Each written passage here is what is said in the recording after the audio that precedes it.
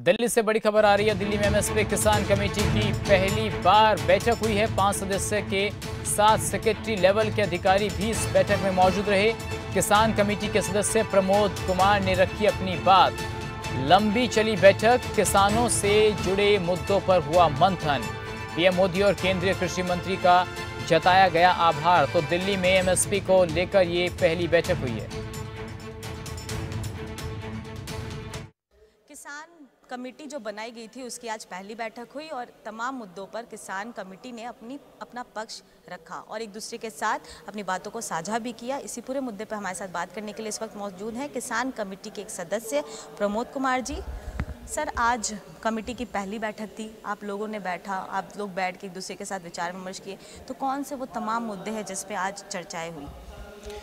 सबसे पहले तो ये बताना ज़रूरी है कि इस देश के इतिहास में और किसानों के लिए पहली बार इतना बृहद रूप से किसी सरकार ने विचार किया। और प्रधानमंत्री ने जब ये कमेटी की घोषणा की थी तो उस समय इतना अंदाज नहीं था कि इतनी ज़्यादा तैयारी से और ये इसके बारे में सब विचार होने वाला है।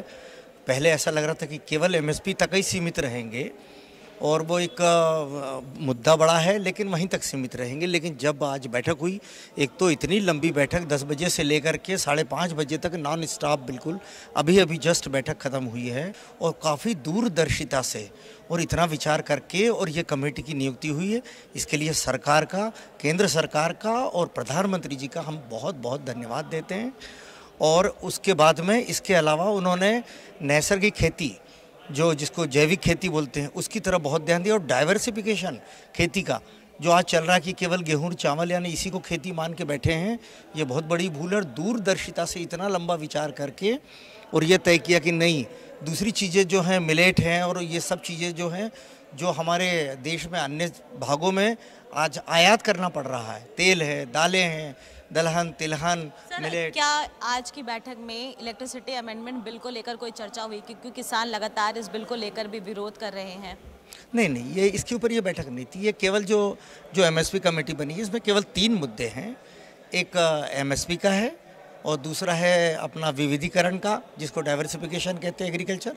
और तीसरा मुद्दा है अपना ये नैसर्गिक प्राकृतिक फार्मिंग का। पर सर, किसान लगातार ये बात कह रहे हैं कि ये जो कमेटी बनाई गई है, इस कमेटी में किसानों के मुद्दे कम उठाए जाएंगे क्योंकि इस कमेटी के जो सदस्य हैं वो कहीं ना कहीं सरकार द्वारा चुने गए हैं।